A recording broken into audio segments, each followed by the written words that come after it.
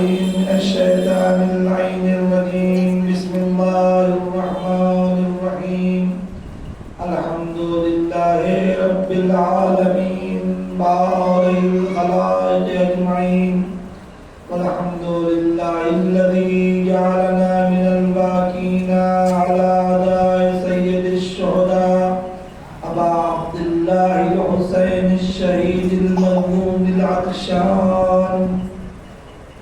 ثم الصلاة والسلام والتحية والإكرام على رسول الأنام شفيع ذنوبنا وحبيب قلوبنا وطبيب نفوسنا صاحب الوقار والسكينة المدفون بأرض مدينة رحمة للعالمين بالقاسم المصطفى محمد.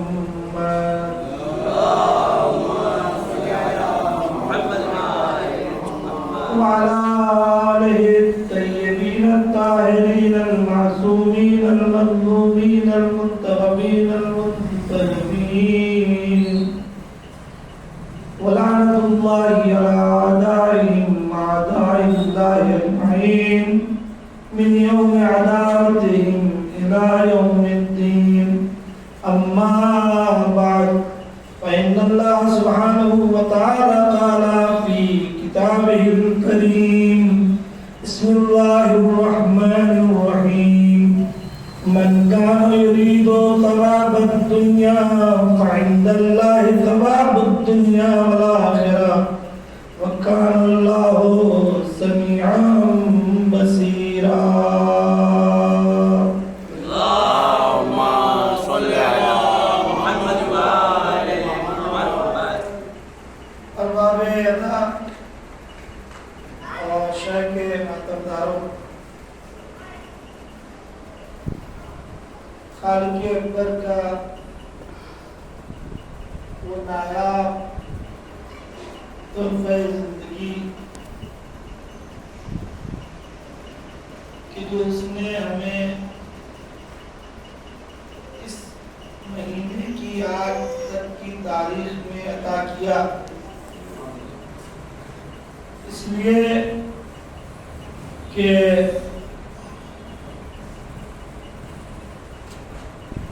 ان تاریخوں میں عزائے حسینی میں شرکت، فرش عزا پر آ کر بیٹھنا، امام بارگاہوں میں شبیہ علم، شبیہ تعزیہ وغیرہ کی زیارت کرنا، یہ وہ توفیق ہے کہ جس کو اللہ نے ان لوگوں کے لیے چن لیا ہے کہ جنہیں اللہ نیک دیکھنا چاہتا ہے، اور کر رہے ہیں انہیں الفاظ پر آدھرات کہ جنہیں اللہ نیک دیکھنا چاہتا ہے۔ دیکھیے، جب نمرود نے زمانے بھر کی لکڑیوں کو جمع کر کے آگ لگائی تھی اور جناب ابراہیم کو اس کے حوالے کیا تھا، کیا تھا کہ نہیں کیا تھا؟ کیا تھا کہ نہیں کیا تھا؟ کیونکہ میں آپ کے ذہنوں کو کہیں لے جانا چاہتا ہوں۔ شرط یہ ہے کہ یہ اس صاحب میراث کے نواسے کا تذکرہ ہے کہ جس کی میراث خود دوش پیغمبر پر ہوئی ہے۔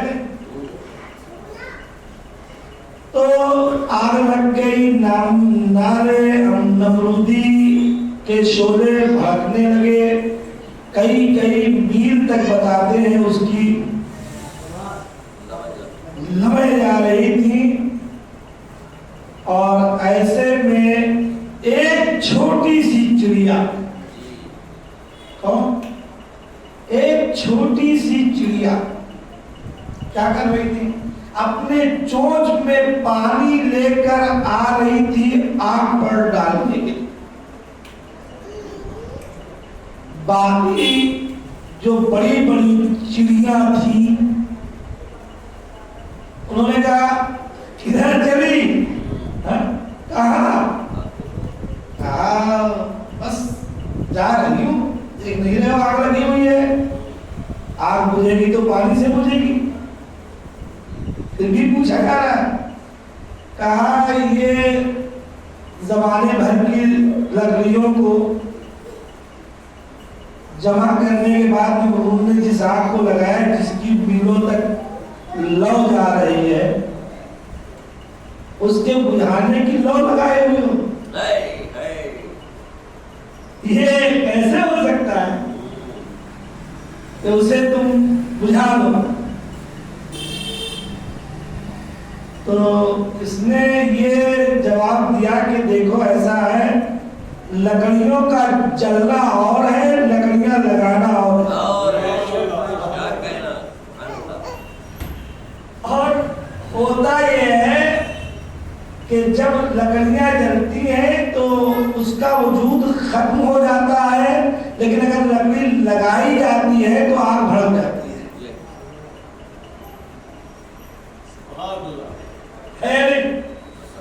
اگر لکڑی لگائی جائے تو بھڑک جاتی ہے، اور اگر کسی نیک کام کے لیے لکڑی لگا دی جائے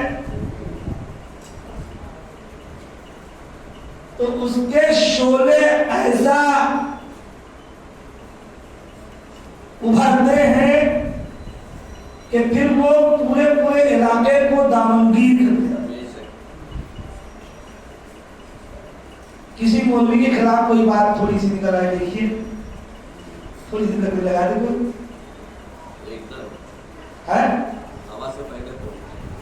ہوا تو بعد میں پہنچے گی، شاید اگر جناب سلیمان ہوتے تو ہوا کو روک نہ پاتے اور یہ بات پہنچ جاتی ہے یا نہیں؟ یہ صورتحال کہاں چھوڑو، مجھے بہکانے کی کوشش مت کرو۔ کہا کیا فائدہ تمہارے بجھانے سے آگ بجھ جائے گی، کہا بجھے یا نہ بجھے کم سے کم سنیے گا، کم سے کم آئیے، کم سے کم سنیے غور سے، آپ کی توجہ کے لیے دوہرا رہا ہوں کہ کم سے کم روز محشر اللہ کی بارگاہ میں یہ تو کہہ سکوں گی کہ میں نمرود والی نہیں، میں ابراہیم والی تھی۔ سلام پڑھیے محمد علیہ۔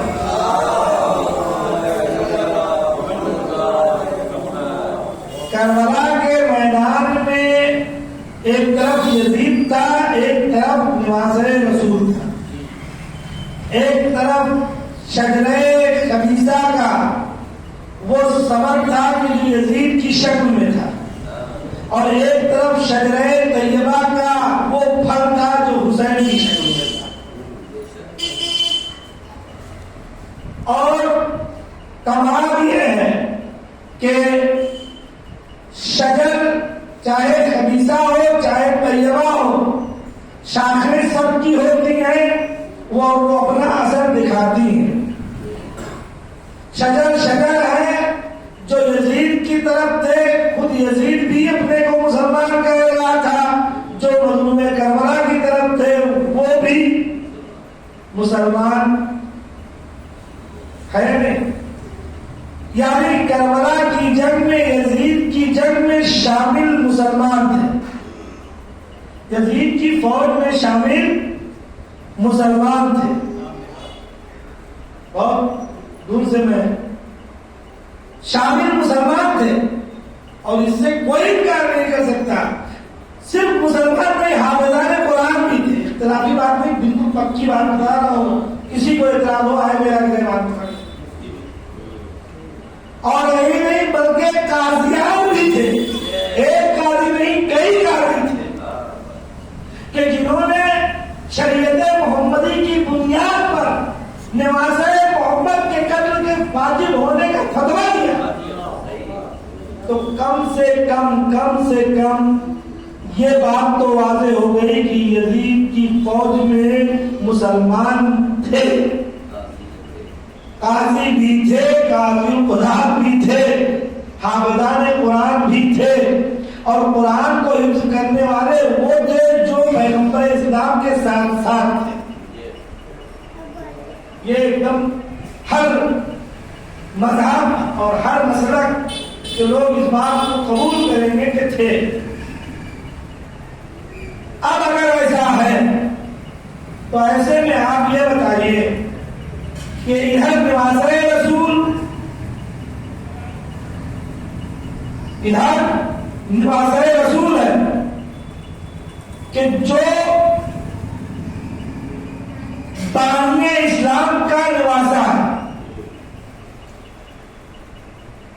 اور ادھر یزید ہے کہ جس کی اسلام سے آبائی دشمنی ہے، لیکن اس کے بعد بھی اس وقت کے حرام خور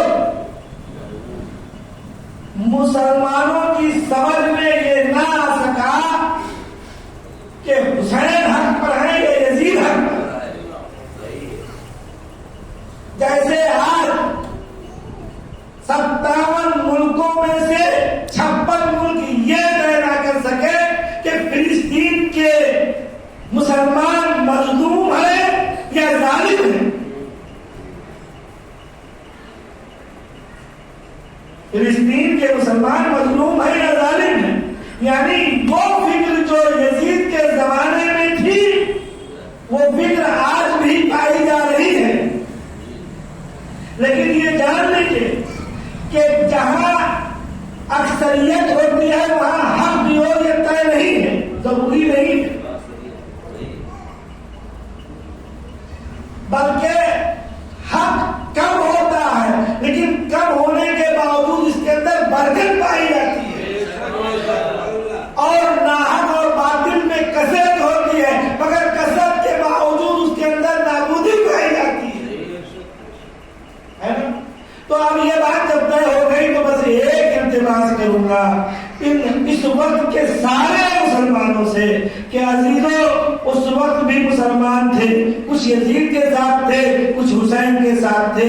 جس طریقے سے نعرے نمرودی کو بجھانے کی کوشش کرنے والی اس چڑیا نے اپنی کوشش کر کے نمرود کی آگ میں اس نے پانی اپنی چوٹوں سے ڈالا تاکہ یہ ثابت کر دے کہ ہم نمرود والے نہیں ہیں، ہم ابراہیم والے ہیں۔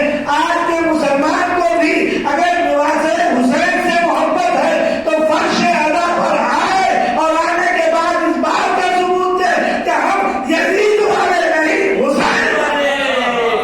نعرے تکبیر، نعرے رسالت، یا رسول اللہ، نعرے تکبیر، اللہ اکبر، نعرے رسالت، یا رسول اللہ، نعرے حیدری، یا علی، آواز بلند سلوات، اللہم صلی علی محمد و آل محمد، اللہم صلی علی محمد و آل محمد۔ فرش ادا کی سب سے بڑی اہمیت یہ ہے، امام بارگاہ کے وجود کی سب سے بڑی اہمیت یہ ہے کہ یہی سے یہ بات ثابت ہو جاتی ہے جو امام بارگاہ سے نزدیک ہوتا ہے وہ حسینی ہوتا ہے، جو امام بارگاہ سے دور ہو وہ یزیدی ہوتا ہے۔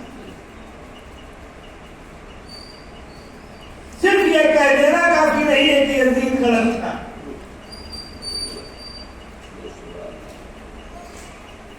بلکہ اس کا ثبوت دینا پڑے گا۔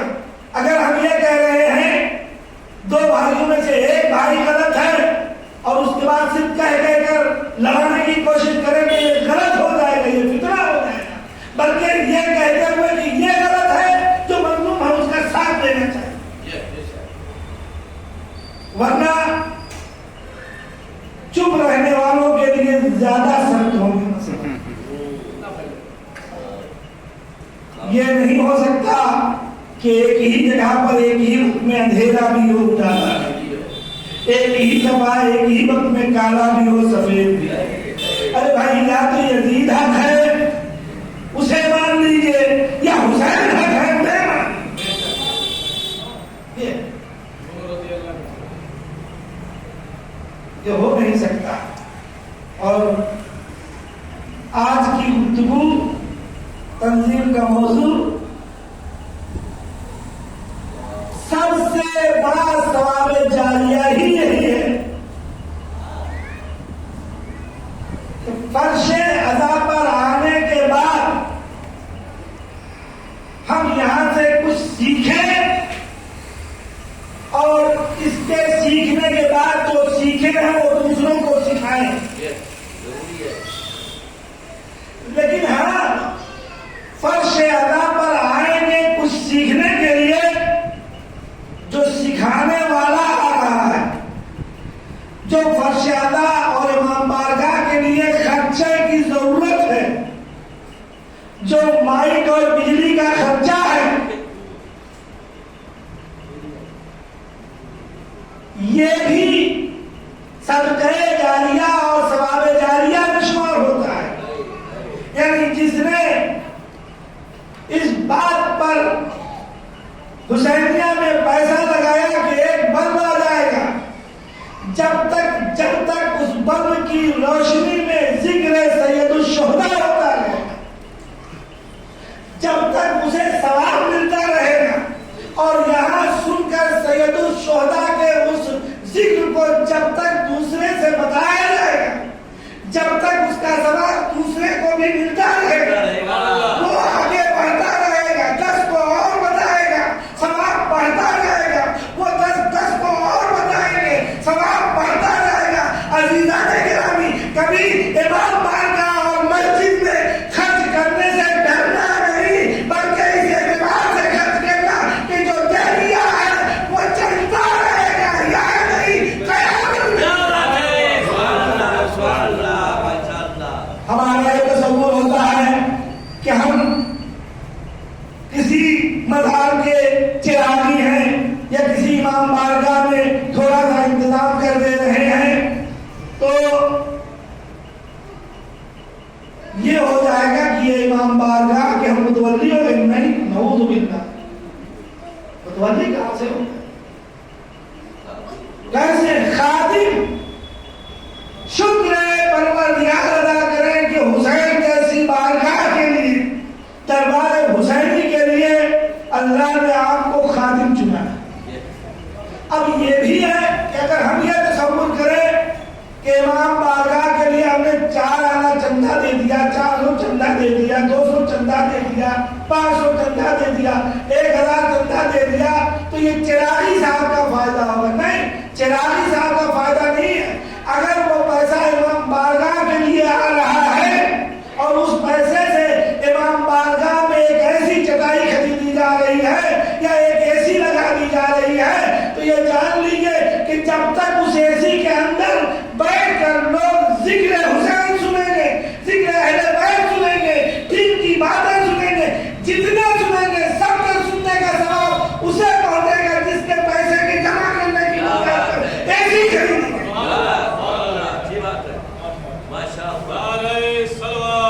اللهم صل على محمد وآل محمد. تصور ہے، یہ غلط تصور ہے. اور پھر سنیے، یہی نہیں کہ جو بیٹھے سن رہے ہیں اے سی کی ہوا ٹھنڈی ٹھنڈی کھا کر انہیں کو ثواب ملے گا. نہیں، پھر یہ 10 جائیں گے، 10 سے سنائیں گے.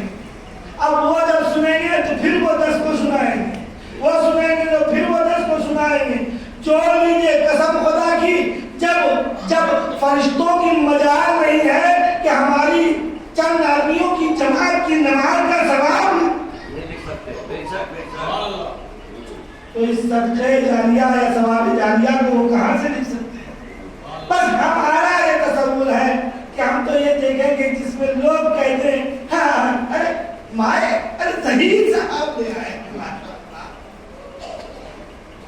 آج میں نے پڑھی، یہ چاہتے ہیں ثواب دنیا، لیکن اللہ کے پاس صرف ثواب دنیا نہیں ہے، ثواب آخرت بھی ہے. اللہ یہاں بھی انہیں عزت دے گا اگر انہوں نے یہاں لگایا ہے، اور اللہ وہاں بھی اس کی جزا دے گا. اس لیے کہ جاری ہے اس کا سلسلہ.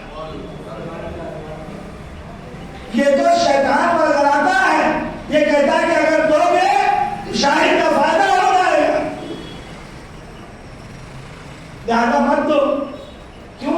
शैतान ये नहीं चाहता कि इमाम बारगाह में एसी लगे और बेहतरीन तरीके से इत्मीनान से बैठकर जो अपने सर को, अपने कान को, अपने पेट को, अपने बगल को खटकाते रहते हैं, ध्यान से नहीं सुन रहे हैं, तो वो ऐसे ही ध्यान से ना सुने, सुकून उन्हें ना मिले, ताकि पूरी बात को अच्छी तरह से ना सुने।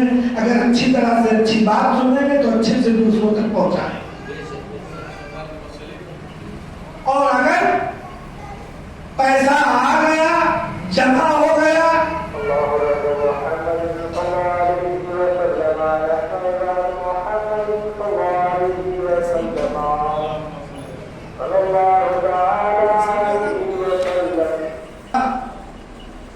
इस सवाब के सिलसिले में तकरीबन पूरे कुरान में सवाब के सिलसिले में कि लोग कैसा सवाब चाहते हैं और अल्लाह कैसा सवाब चाहता है।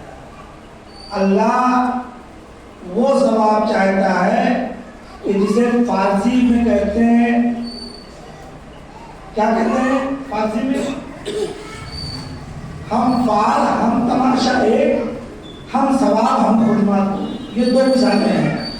और फारसी के इसका तर्जुमा अगर करेंगे, अपने जो लुत्फ मुहावरों का है वो उसी जबान में है, लेकिन ढूंढा है मैंने लुगत से एक मुहावरे का, इसका मुहावरती तर्जुमा मैंने तलाश किया है आज ही।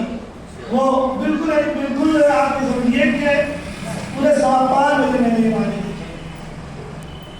पूरे सवाबान में उसका मैंने खाकर बता रहा हूँ कि एक मुहावरा ये कि हम खुरमा हम सवाब, हाँ उसका आज और आजकल मौसम भी वैसे ही है, आम के आम गुठलियों के दाम, आम के आम गुठलियों के दाम। तकरीबन 9 से 10 आयतें ऐसी हैं जिसमें अल्लाह ने ये कहा कि तुम सिर्फ और सिर्फ इस चक्कर में पड़ रहे हो कि आम मिलता रहे, ये तो आम आवाम का ख्याल है। आप तो शेर हैदर कररार है ना, फकीरान दरे बुजुर्ग है ना, तुम्हारा ख्याल सिर्फ आम पर नहीं होना चाहिए, तुम आवाम नहीं, फकीरान हैदर कररार हो, तुम्हारा ख्याल आम के आम गुठलियों के दाम पर भी होना चाहिए। अगर तुमने किसी भी चीज को सिर्फ इसलिए किया कि लोग कहें, यही का यही रह जाएगा, लेकिन अगर इसलिए किया कि लोग फायदा उठाए तो वो यहां भी काम आएगा, वहां भी। गर्मी का जमाना है, एक वाटर कूलर लगा दीजिए, वाटर कूलर नहीं लगा सकते, वाटर कूलर लगा हुआ उसकी तामीर करवा दीजिए, नहीं वाटर कूलर तो लग जाएगा, बिजली का मीटर कैसे उसका दिया जाएगा, मीटर लगवा दीजिए। आम रास्ते पर किसी भी मजहब का आ रहा है, पी रहा है, अल्लाह ये कह रहा है कि जब तक वो पीते रहेंगे और उस पिए हुए पानी से जब तक उनकी सेहत बनी रहेगी, उसके जरिए से जितना वो नेक काम करते जाएंगे, जितना सबका सवाब मिलता जाएगा। उसने जितने मीटर की बिल दी है, जितने वाटर कूलर लगवाया है, हदीसों में कि दरख्त लगवाइए रास्ते में, सायदार दरख्त, क्यों? ताकि जब गर्मी का माहौल हो तो लोग उसके नीचे आराम कर सकें। सवाब जारिया है ये, जब तक दरख्त के नीचे जितने आएंगे, जिनको आराम मिलेगा, सबका सवाब आपको मिलेगा। और अगर उस दरख्त के नीचे कोई नेक काम कर गए तो उसका भी सवाब आपको मिलेगा।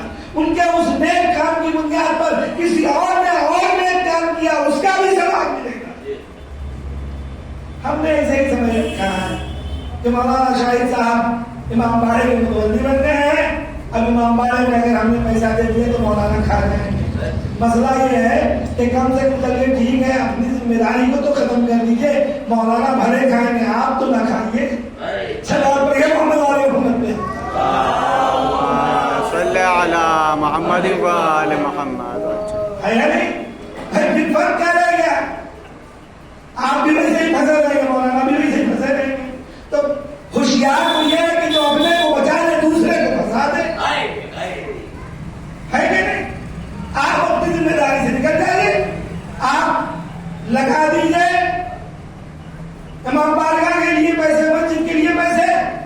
مولانا کھائیں گے تو یہ پھنسیں گے، آپ تو نکل گئے نا، آپ نکل گئے. تو یہ تصور کے نہیں متولی کھا جائے گا، نہیں چراغی کھا جائے گا، نہیں مؤذن صاحب لے لیں گے، یہ شیطانی تصور ہے. یہ شیطان ہے جو ہمیں بلگلاتا ہے، ہمیں اس بات پر وعدہ کرتا ہے کہ اچھے کام نہ ہونے پائے. ورنہ الاعمال بالنیات وبالاخلاص سے یکون الخلاص. اعمال کی بنیاد نیت پر ہے. آپ کی نیت یہ ہے کہ ہم امام بارگاہ کی مدد کر رہے ہیں، اللہ آپ کی نیت کو دیکھے گا، چراغی صاحب کے ہڑپنے کو نہیں دیکھے گا. اس کے لیے آپ کی نیت کے حساب سے آپ کو ثواب دے گا، جزا دے گا، اور جو چراغی صاحب نے کیا ہے اس کے حساب سے ان کو سزا دے گا. تو ہم تو کم سے کم سزا سے بچے رہے. اور ایک سب سے بہترین ثواب جاریہ جو ہے وہ کیا ہے؟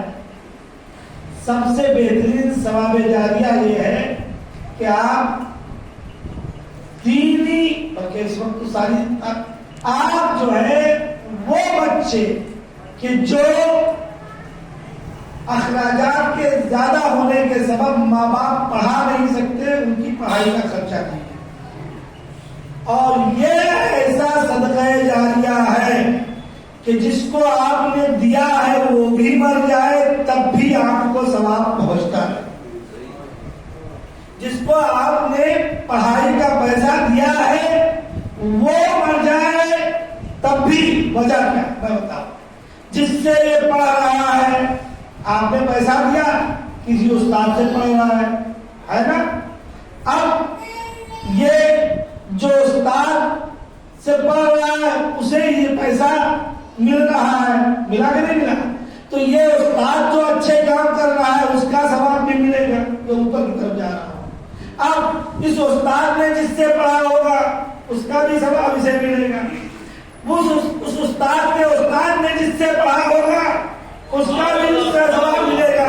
اس استاد کے استاد نے جس سے پڑھا ہوگا اس کا بھی ثواب ملے گا. عجب عذاب ہے، آسمان سے لے کر زمین تک، زمین سے لے کر آسمان تک ایک ثواب کی قطار ہے اور ہم اس سے کترا رہے ہیں. محمد صلی علی محمد و آل محمد. بہت اہم چیز ہے. اچھا یہ اوپر والا ہو گیا. نیچے والا اس نے استاد سے پڑھا، آپ اگر پیسہ دے دیتے استاد پڑھاتے نہیں. استاد کو پیسہ ملا، استاد نے پڑھایا. اب استاد کے اوپر والا تو چھوڑ دیے، استادوں کا آپ شاگردوں کا مطلب یہ شاگرد اس نے دوسرے کو پڑھایا، اس نے تیسرے کو پڑھایا، اس نے چوتھے کو پڑھایا، اس نے پانچویں کو پڑھایا، اس نے چھٹے کو پڑھایا.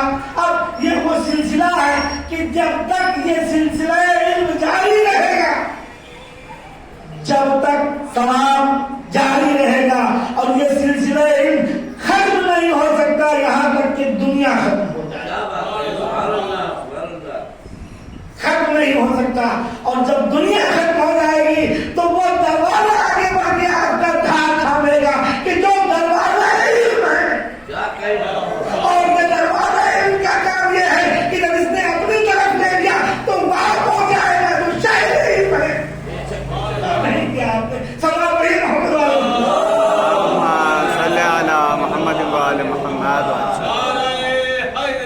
یا علی اللہم صلی علی محمد و آل محمد. عطاداری کے آج 3 مہینے میں کئی کروڑ روپے تبرک میں لگ جاتے ہیں. صدقہ جاریہ ہے، ثواب جاریہ ہے.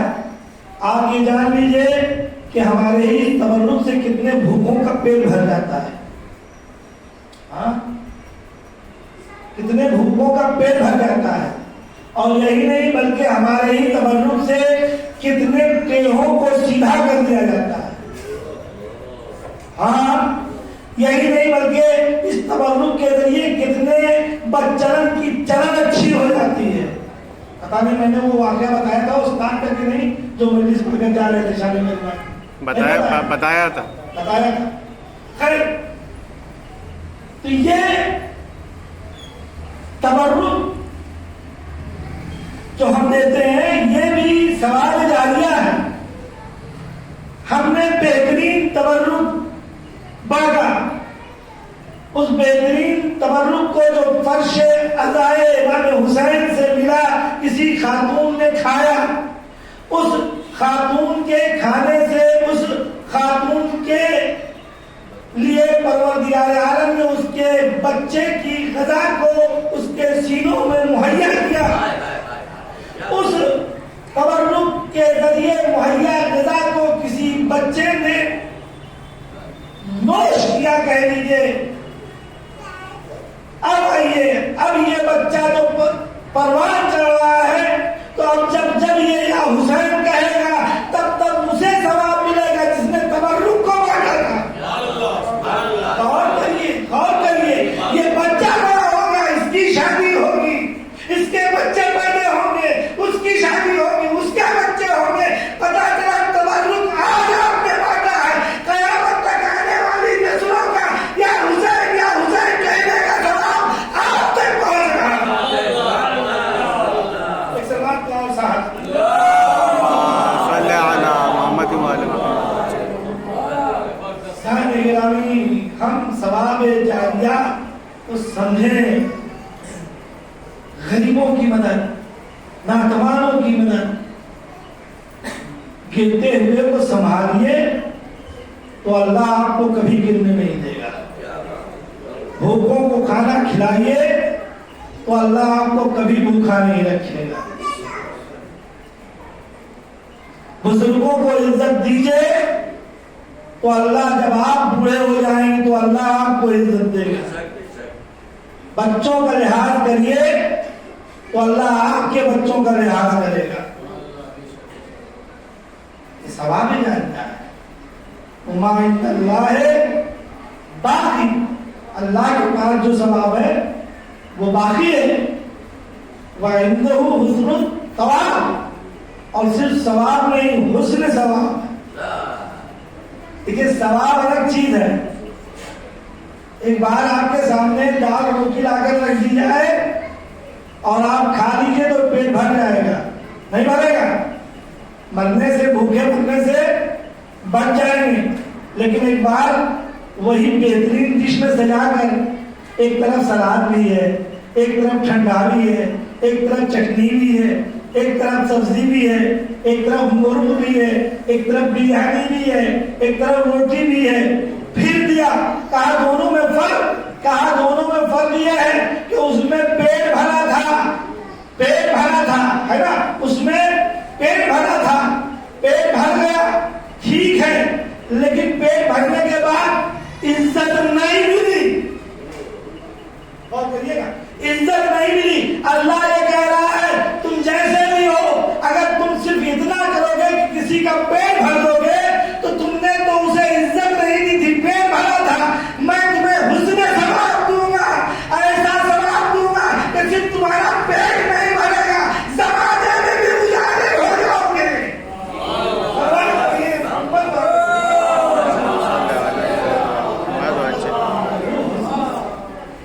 بہترین خوبصورت حسن حسن سے. اور کمال یہی ہے, یہ دو بھائی جو ہیں حسن اور حسین, عجیب حساب ہے. حسن لکھیے حسن پڑھ لیجیے, حسن لکھیے حسن پڑھیے, ہاں, اور حسین لکھیے حسین پڑھیے حسین, لکھیے حسین پڑھیے حسین. کتنا عظیم نام ہے. تو یہ نام چونکہ اس نے رکھا ہے کہ جس سے زیادہ حسین کوئی نہیں ہے, وہ تو خود ہی اتنا عظیم ہے کہ ان اللہ جمیل یحب الجمال, وہ تو ہے ہی حسین, حسینوں کو چاہتا بھی ہے. حسین بن کے تو دکھائیے, حسین بن کے تو دکھائیے. اب حسن کنترولہ رہنے والوں کے لیے اللہ کہتا ہے ایسا مت کرو. اب ایسا تولا والی یہ جو لوگ تیلیوں کو چڑھائے رہتے ہیں, ہم کو ایسے لگتا ہے کہ جب یہ بھی ابھی کھائے جائیں گے, اللہ کہتا ہے ایسے مت رہو, حسین بنو, ہاتھ شن بات شن, مسکراتے ہوئے ملو. ٹھٹھے مارتے ہوئے نہیں، مسکراتے ہوئے. ٹھٹھا مارنے کے لیے منع کیا گیا ہے، مسکراتے ہوئے ملو. اور ایسا ملو کہ جب یہ حدیث میں ایسے ملو کسی انجانے سے کہ جب تم مل لو تو وہ کئی گھنٹے تک سوچتا رہے کہ اس سے کہاں ملاقات ہوئی تھی کہ اتنی اچھی طرح سے مل رہا. یہی ہے صدقہ جاریہ، یہی ہے ثواب جاریہ. عزیزان گرامی، اب اس سے زیادہ میں وقت نہیں دوں گا، تقریباً 35 منٹ ہو گئے ہیں فضائل کے. اور آج تاریخ ہو گئی ہے 7، میرے خیال سے آج 7 تاریخ ہو گئی ہے. صحیح بات ہے نا؟ 6 دن تک ہم نے ماتم کیا اور ہر تاریخ میں ایک ایک شہید کا ماتم کیا. اور آج کی تاریخ آپ جانتے ہی ہیں کہ کون سی تاریخ ہے، کہ جس تاریخ میں پانی کو بند کر دیا گیا. آج زمانے میں کسی بھی مذہب کا ہو، میں نے خود دیکھا ہے. میں امروہہ عشرہ اولیٰ میں گیا تھا، 3 مجلسیں ایک ہی دن میں رہتی تھی. وہاں میں نے دیکھا کہ ہندو برادران بھی سبیلے لگائے ہوئے تھے.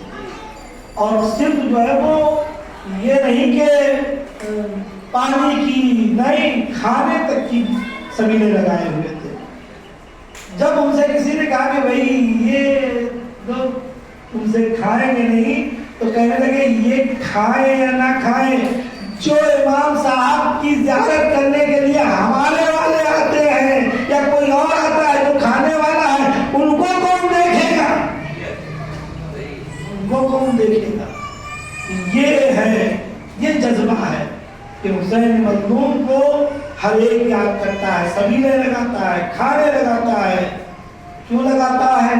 اس بات پہ لگاتا ہے صرف اسی لیے نا کہ کربلا میں جنہیں شہید کیا گیا انہیں بھوکا پیسہ مارا گیا. آج ایک ہندو کی اتنی محبت ہے، لیکن کل کی یزیدی کو ایک چھوٹے سے بچے پر ترس میں آیا. ایک مرتبہ کوئی ایک سفیر تھا ہندوستان کا، اس نے کسی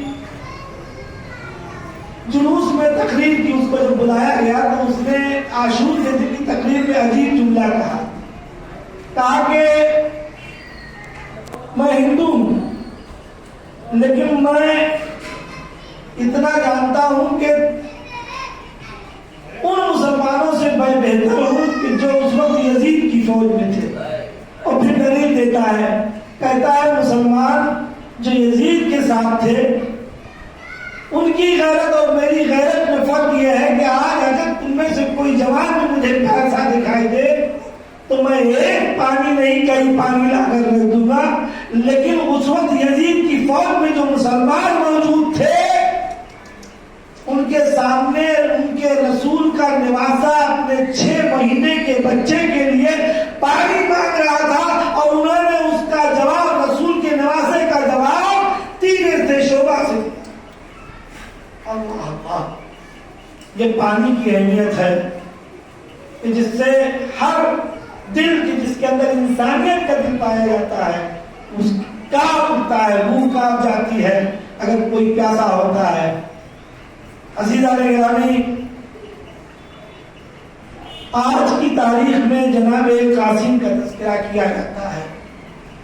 اور قاسم کون ہے؟ قاسم وہ ہے کہ جو ایک بیوہ کی کل طاقت، عظمت، حشمت، عزت، امید، سب کچھ ایک بیوہ کی ایک امید، وہ بھی قاسم.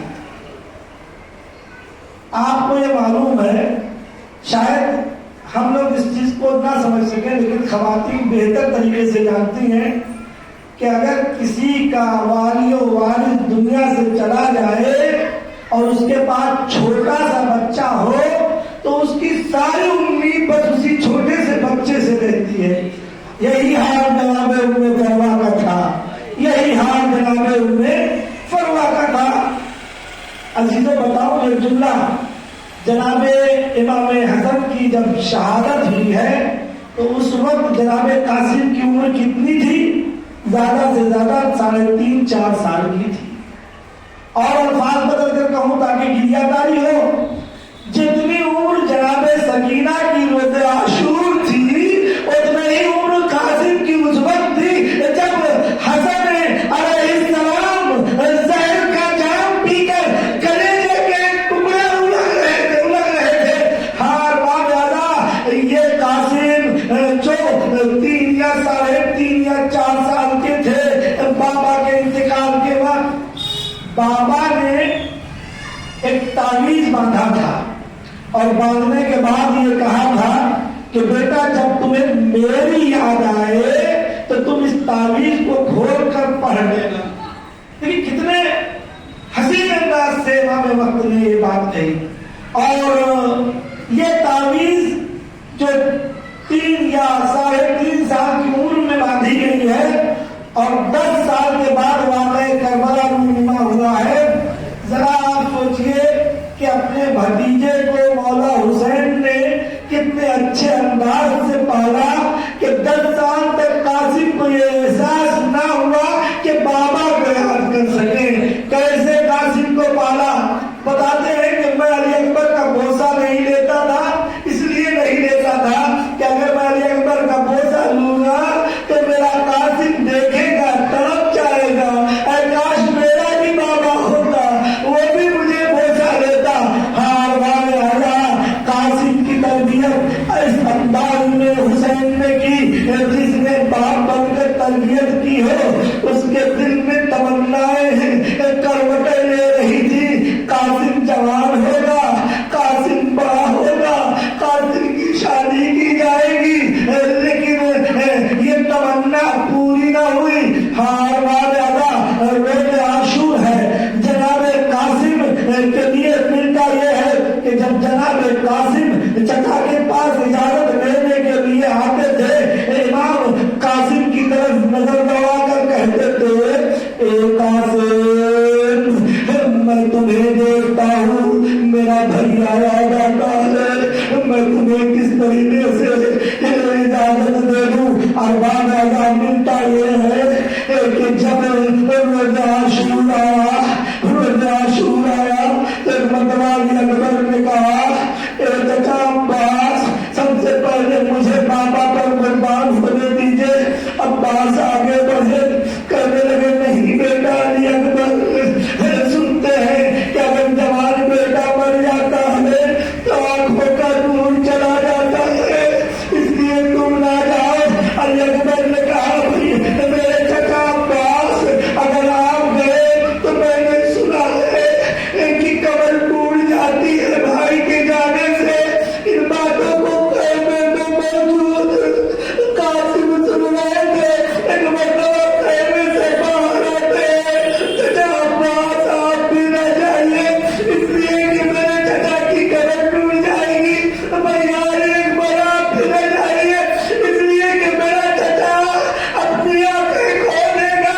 सबसे पहले मुझे जाने दीजिए, चचा की कब्र भी बाकी रहेगी, चचा की आंख भी बाकी रहेगी।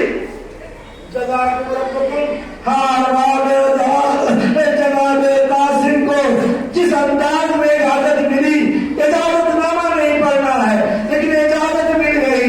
इजाजत जनाबे कासिम को मिली, जनाबे कासिम सवार होकर गए, जनाबे कासिम इधर सवार होकर गए, उधर अब्बास ने बुलंदी से देखना शुरू किया।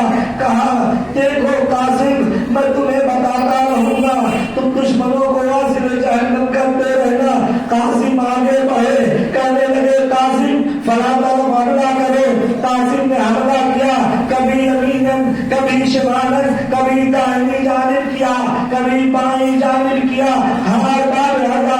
एक मर्तबा हुसैन ने क्या देखा कि अब्बास टीले से गिरे और गिरने के बाद तेजी से बख्तर की तरफ जाना चाहते हैं। भैया अब्बास क्या हुआ?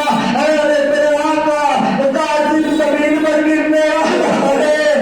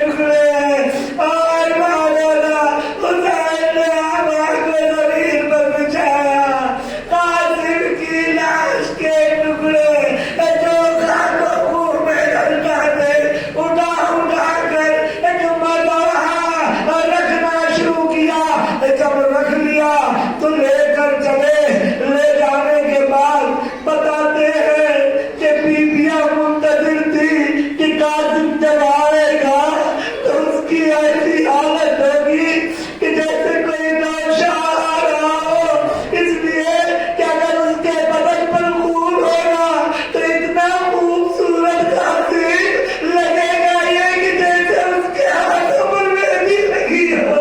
اور مولانا ساری بیوی آ گئی کہ قاسم آ رہے ہیں. امام آتے ہیں، آنے کے بعد قاسم کی لاشوں کے ٹکڑے کی گٹری کو رکھ دیتے ہیں، چاروں طرف نظر دوڑاتے ہیں. بھابھی پردہ میں ہی دکھائی دے رہی ہے.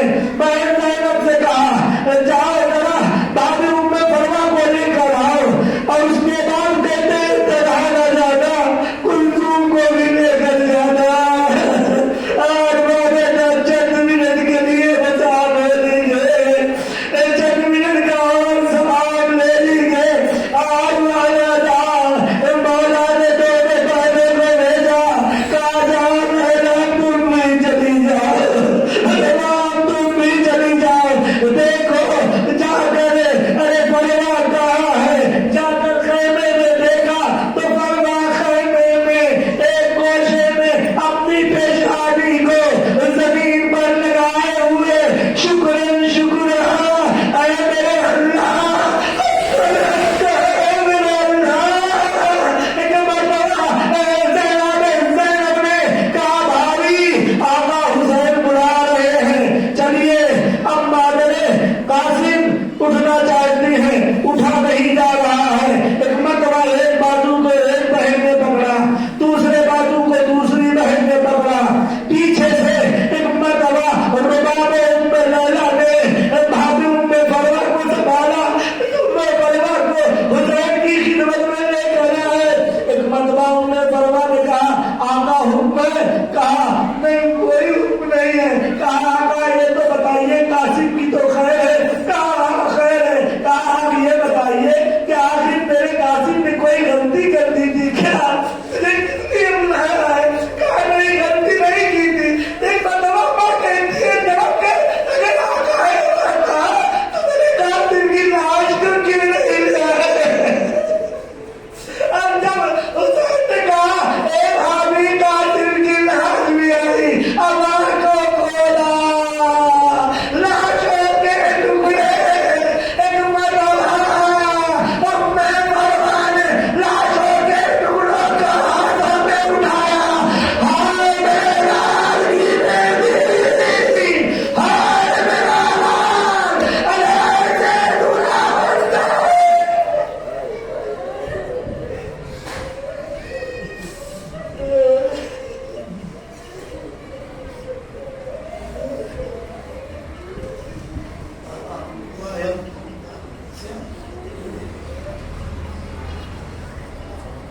ماتم حسین